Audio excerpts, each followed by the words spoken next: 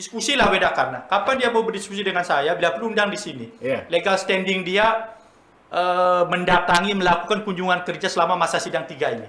Saya tantang dia berdiskusi. Jangan hanya melihat AWK itu dari media sosial saja. Kenali dia secara mendalam gitu loh. Benar nggak orang ini bekerja untuk rakyat? Jangan hanya pencitraan-pencitraan. Dan harapan saya dia diberhentikan. Metro Bali Podcast. Selamat datang di Metro Bali Podcast. Om Swastiastu, Om Pak Swastiastu, Pak Setiawan.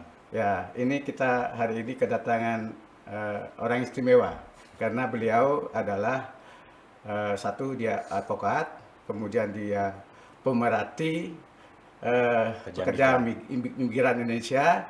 Kan jangan lupa beliau juga ketua DPW PSI Bali. Nah, untuk hari ini podcast kita mengambil tema adalah pelaporan salah seorang anggota DPD RI berinisial AWK ke Badan Kehormatan DPD RI. Nah, oleh karena itu kita langsung saja tanyakan kepada sang pelapor ini. Silakan, Bro Adi. Ya, terima kasih saya diundang ya ke podcast Metro Bali ini. Momen bagus sih karena kita bisa menjelaskan terkait dengan apa motivasi saya selaku masyarakat Bali yang mengadukan AWK ke Badan Kehormatan DPD. Karena selama ini kan kalau saya flashback ke belakang, AWK ini kan penuh kontroversial. Jadi ada banyak sekali kontroversi yang dilakukan dia selama menjabat selaku anggota DPD RI. Bahkan sebelumnya di periode sebelumnya dia sempat dikenakan sanksi berat sebenarnya, yang hampir sebenarnya sanksinya itu pemecatan. Tetapi entah lobby-lobby politik apa yang dilakukan, pada akhirnya dia bisa skip lah terhadap sanksi berat tersebut. Dan di periode kedua ini dia juga melakukan hal-hal yang sangat kontroversial, sehingga banyak masyarakat atau aliansi, organisasi maupun perorangan yang melaporkan AWK ini baik ke Badan Kehormatan maupun ke aparat penegak hukum. Yang saya tahu itu kalau saya tidak salah, kalau saya lihat di catatan saya itu tanggal 21 Januari 2020 dia dilaporkan ke Krimsus Polda Bali oleh anggota Sandi Murti terkait dengan penistaan sulinggih dan pelecehan agama. Oh ya, saya dengar itu. Itu dilaporkan. Kemudian setelah itu kan Wedakana datang itu ke desa saya, desa Bubuk Karangasem waktu itu.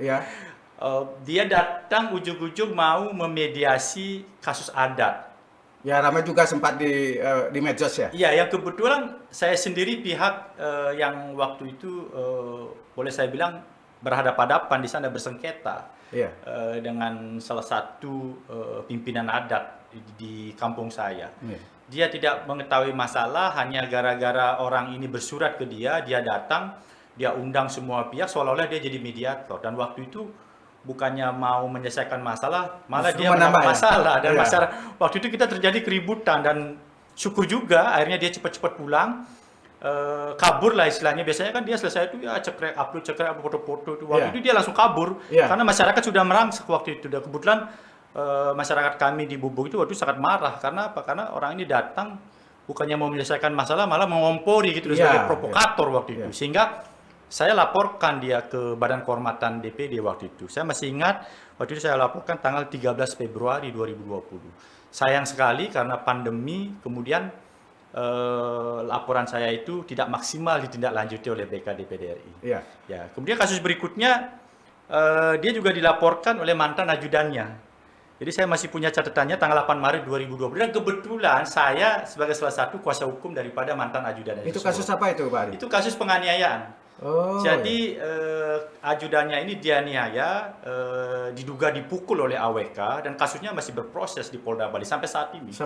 Sampai saat ini belum masih, ada. Karena belum ada, sekalipun yang saya dengar pelapornya sudah mencabut laporan tersebut, tetapi kan proses hukum tetap jalan karena ini adalah pidana murni. Dan banyak kasus-kasus lainnya, termasuk dia dilaporkan oleh tim hukum Nusa Bali, kemudian dilaporkan juga oleh Porkom Taksu Bali ke Badan Kehormatan DPD. Inilah kontroversial yang dilakukan selama ini. Tapi tetap dia kebal hukum seolah-olah itu ya? Iya, saya sih menganggap dia tidak kebal hukum ya, cuman mungkin menunggu waktu saja. Karena bagi saya masih percaya hukum itu masih menjadi panglima di negara ini. Jadi panglima dalam proses penegakan hukum kan perlu proses saja. Dan tetapi saya tetap mendorong bahwasanya kasus-kasus yang dilaporkan terhadap yang terlapornya AWK ini harus diproses. Dan mudah-mudahan Polda Bali cepat merespon. Terutama kasus penganiayaan terhadap ajudannya ini kan nggak jelas. Kalau memang ada SP3 harusnya dikeluarkan SP3 sehingga kami selaku pihak ketiga bisa mengajukan pra peradilan. Betul. Ya kira-kira dengan sejumlah kasus yang masih membelit AWK di Polda Bali ini, upaya-upaya apa yang dilakukan masyarakat, utamanya Bro Adi sendiri? Ya, saya kembali, dia itu kan pejabat negara, tokoh politik. Jadi dia sudah disanksi oleh Badan Kehormatan DPD. Amar putusannya itu jelas kok. Kalau saya boleh berbicara, saya bacakan. Itu laporan pertama. Bali. Ya, pelaporan pertama ke BKB. Iya, benar. Yang dilaporkan oleh Porkom Taksu Bali, Taksu Bali Dwipa. Itu dia keputusan BKDPD itu kan nomor 2 tahun 2021. Itu amar putusannya jelas kok. Saya bacakan. Yang pertama, dibebas tugaskan atau dilarang melaksanakan kunjungan kerja atau kunjungan kerja alat kelengkapan baik di dalam maupun di luar negeri dan garis miring atau perjalanan dinas selama satu masa sidang, yaitu masa sidang 3. Betul. Sidang tahun 2021-2022. Yang kedua, berkewajiban menyampaikan permohonan maaf pada sidang paripurna ke-6 DPD RI serta melalui media cetak lokal Provinsi Bali. Pertanyaan saya, apakah sanksi sudah dilaksanakan atau tidak? Sama sekali tidak. Coba mana bukti permohonan maafnya di media cetak? Belum ada kan? Media cetak lokal Bali. Terus apa yang dia lakukan selama ini? Dia mengabaikan putusan tersebut. Dia tetap melakukan kegiatannya selaku komite 1. Komite 1 itu adalah bidang hukum, Pak. Betul. Bidang hukum, dan dia terus melakukan kunjungan kerja. Amar putusannya jelas kok. Tapi apa yang dia sampaikan di beberapa media, saya sudah melakukan sanksi tersebut. Sanksi apa yang dia lakukan? Buktinya dia masih. Perlu saya jelaskan mungkin kepada netizen di sini, masa sidang ketiga DPD RI 2021-2022 itu mulainya tanggal 10 Januari 2022 sampai 15 Maret 2022. Jadi kurun waktu selama kurang lebih 3 bulan ini, Wedakarna selaku anggota DPD dia tidak boleh melakukan kegiatan kunjungan kerja maupun perjalanan dinas baik di dalam maupun di luar negeri. Dan dia bilang ke Bali tidak termasuk. Bali itu kan termasuk dalam negeri Indonesia. Berarti itu yang dilaporkan ke BK ya? Itu yang saya laporkan ke BK DPD RI karena tegas itu dinyatakan di amar putusan itu dia tidak boleh melakukan. Dan siapa yang ngasih saya jadwal masa sidang 3 itu? Dia dari BK, dari sekretariat. Saya tanya mereka, kebetulan saya punya kenalan di sana. Tolong kirimkan saya dong jadwal masa sidang 3 DPD RI kapan. Saya dapatkanlah itu 10 Januari 2022 sampai 15 Maret 2022. Faktanya dia terus melakukan, ini buktinya. Jadi dia melakukan kunjungan kerja ke Dinas Perhubungan, ke kantor imigrasi, kemudian ke kantor Bupati Bangli, ke kantor Bupati Kelungkung. Dia mengundang Dinas Tenaga Kerja dan Provinsi Bali ke kantor DPD pada hari Jumat tanggal 14 Januari.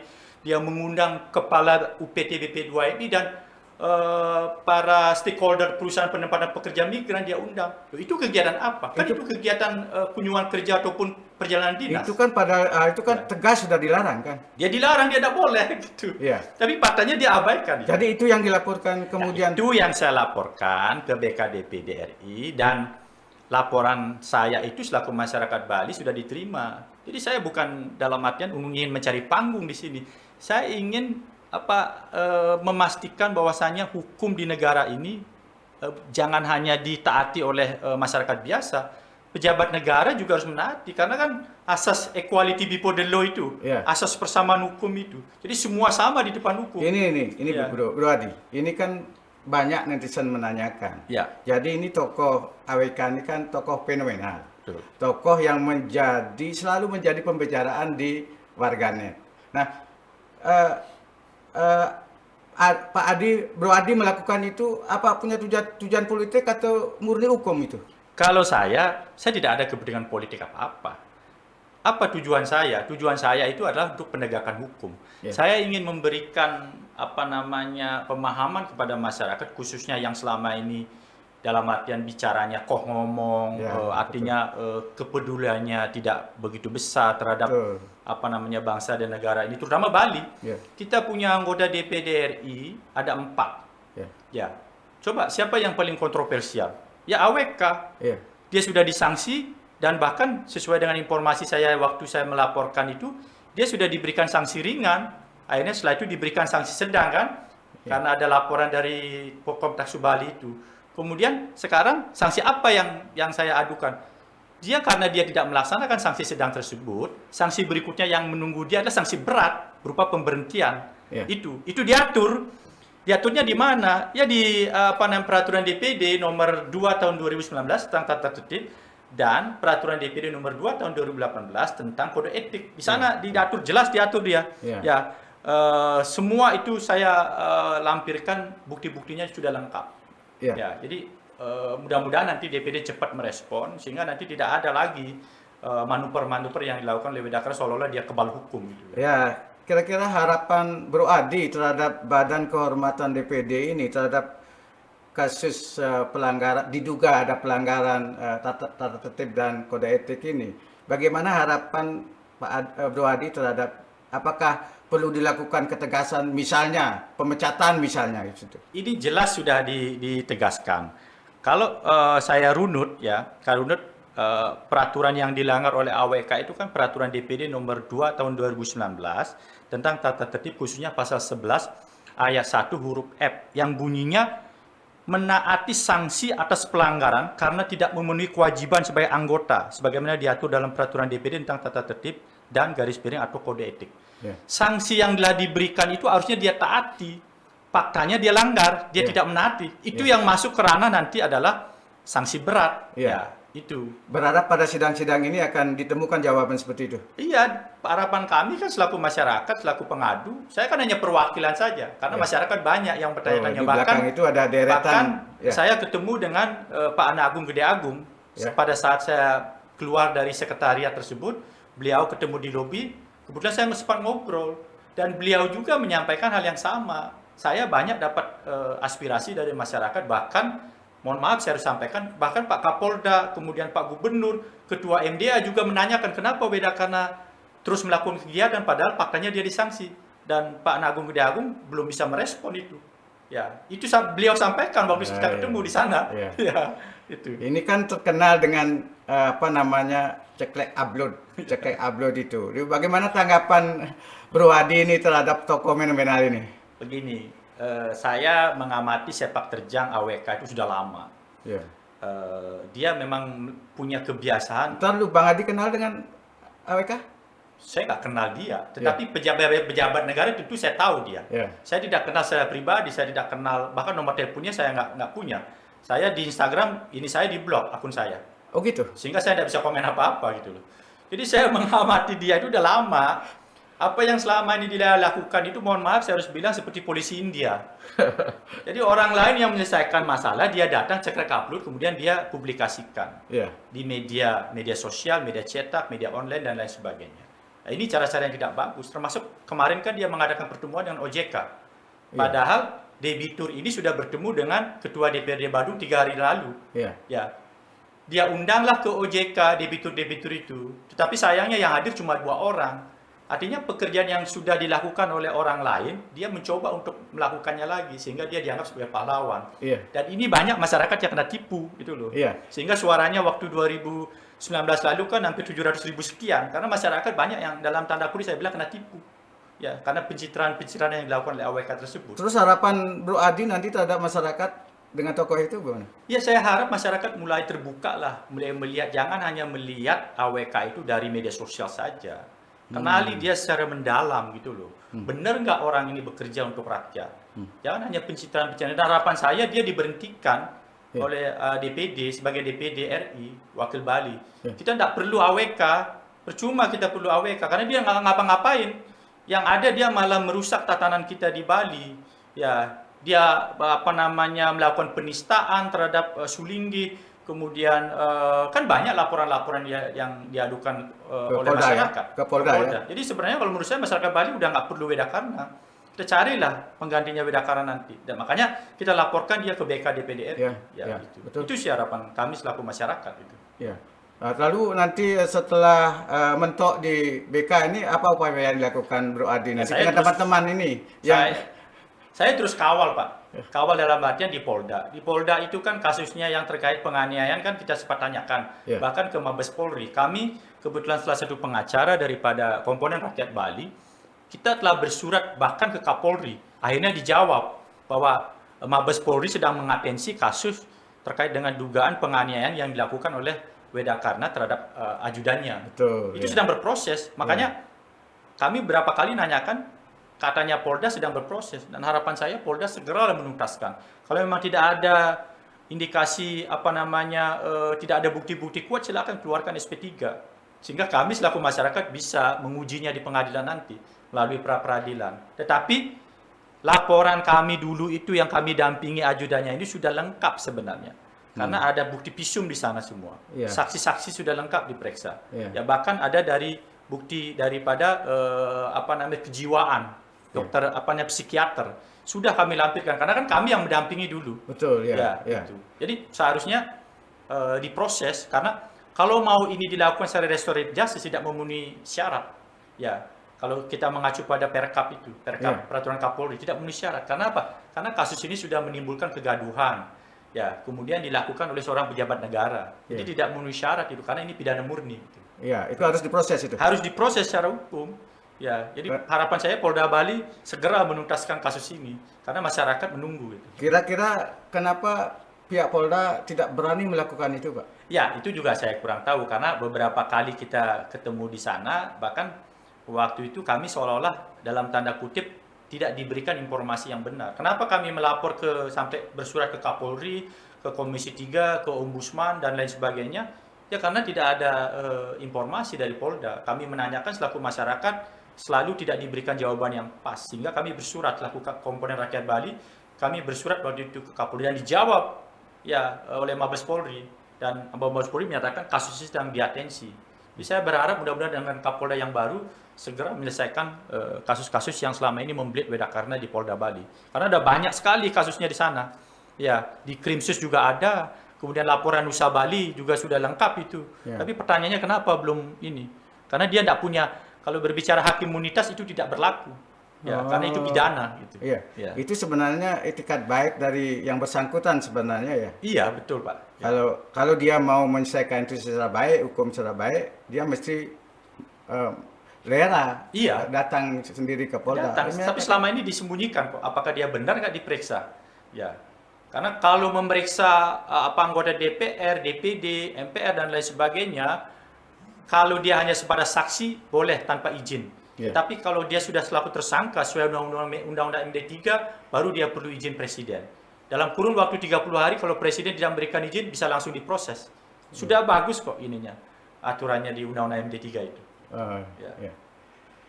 Kira-kira langkah-langkah selanjutnya nanti apa yang Bro lakukan dengan teman-teman forum, dengan teman-teman yang membela kebenaran di Bali terkait dengan kasus-kasus yang dialami oleh AWK ini? Ya, kami akan terus memonitor, bahkan semua bukti-bukti pendukung terkait dengan pengaduan saya ini sudah saya lengkapi. Dia akan terus melakukan kegiatan ini di Instagram itu. Kan dia mungkin secara sadar mungkin mengupload kegiatan-kegiatannya, dan itu sudah saya dokumentasikan dalam bentuk flashdisk. Ketika saya dipanggil oleh BK-DPD, ini saya akan kasih dia tambahannya.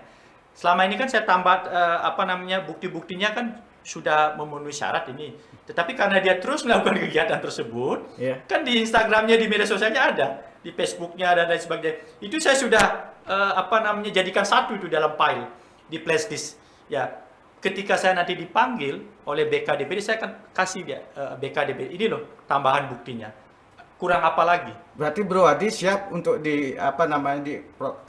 dipertemukan dengan Ayurveda dengan Polda Bali? Sangat siap dengan BK-DPD kan, karena hukum acaranya BK-DPD itu kan tidak boleh diwakili. Yeah. Jadi pengadu itu tidak boleh diwakili oleh pengacara atau siapapun. Jadi Dia harus datang sendiri. Pengadu itu harus datang sendiri ketika dipanggil oleh BK. Yeah. Jadi saya sudah 100% siap. Bahkan dulu waktu kasus sebelumnya juga sudah sangat siap. Yeah. Ya, karena ini sudah jelas pelanggaran kode etik dan tata tertib. Dan berharap pertemuan itu bisa berlangsung. Oh iya, saya berharap 100% dengan biaya sendiri lagi. Saya tidak minta sumbangan kemana-mana. Ini semua saya lakukan demi masyarakat Bali. Betul. Ya. Karena kita tidak butuh pejabat yang tidak peduli dengan masyarakat Bali. Jadi seolah-olah dia pencitrakan, seolah-olah dia melakukan kegiatan-kegiatan, tapi faktanya apa yang dia selesaikan? Nggak ada. Yang ada hanya kontroversial. Iya. Ya, itu Pak. Ya, ini sebenarnya sangat menarik pembicaraan kita dengan Bro Adi karena beliau adalah mengawal sejak lama kasus ini. Ya. Kemudian masyarakat netizen pasti menunggu-nunggu dan kapan lagi akan diproses yang masih menggantung di Polda. Kemudian di benak masyarakat mungkin bertanya-tanya juga, kok begitu sakti dalam tanda kutip tokoh ini. Menurut Bro gimana ini? Tidak ada, saya yakin tidak ada yang sakti di dunia ini, Pak. Yeah. Jadi saya yakin hanya a matter of time kalau saya boleh bilang. Yeah. Hanya masalah waktu saja. Oh. Ya, makanya masyarakat saya berharap lah pejabat-pejabat yang didatangi oleh AWK ini harusnya berani mempertanyakan. Mohon maaf Pak AWK, Anda kan sudah disanksi oleh BKDPD. Apa legal standing Anda datang ke kantor kami?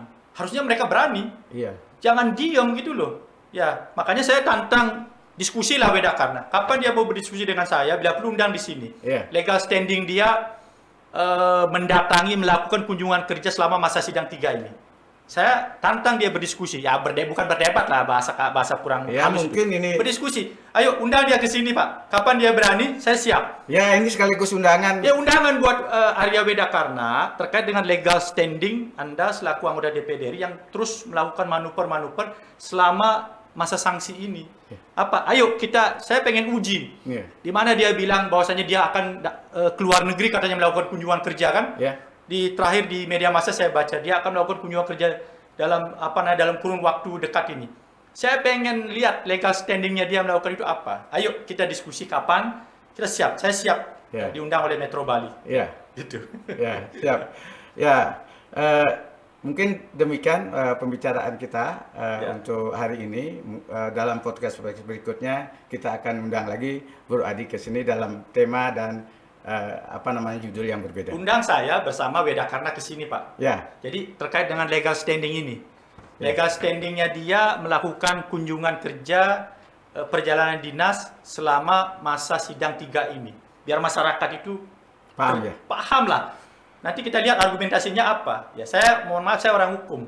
Jadi sebelum saya melakukan tindakan apapun pasti saya sudah pertimbangkan. Tidak mungkin saya melapor ke BK tidak ada pertimbangan gitu. Jadi kita pengen lihat. Dia kan komite bidang hukum. Komite 1 kan komite bidang hukum. Kita pengen lihat kenapa komite 1 bidang hukum justru melanggar hukum, tidak melaksanakan sanksi daripada BKDPD. Itu yang kita mau pertanyakan. Terima kasih Pak Setiawan undangannya Metro Bali ini. Terima kasih, mudah-mudahan netizen bisa mendapatkan informasi yang benar lah. Jadi saya selama ini sih dalam tanda kutip banyak yang membuli saya juga, tapi saya nggak peduli. Tapi ini kalau ini ditayangkan Pak Bro Adi siap dibully? Loh, sudah dari dulu saya dibully oleh pendukung-pendukungnya AWK kan itu. Saya emang nggak peduli karena saya sudah kebal dengan bulian. Ini dah tokoh yang lurus, yang tegas, yang salah dibela ya salah, yang benar dibela kebenarannya. Kita harus siap karena kan ratusan ribu pendukungnya di Bali kan kita harus siap berhadapan dengan mereka. Ya, tapi kan saya membeberkan fakta. Silakan bantah argumentasi saya. Mau siapapun pendukungnya dia boleh kita berdiskusi di sini. Ya, yang penting saya nyatakan dia bersalah, dia tidak boleh melakukan itu gitu loh. Ya. Terima kasih Bro Adi telah hadir datang ke Metro Bali Podcast. Terima kasih. Dan ini adalah yang kedua podcast setelah kita mengundang Bang tokoh sebelumnya. Terima kasih Om Santi. Terima kasih Om. Metro Bali Podcast.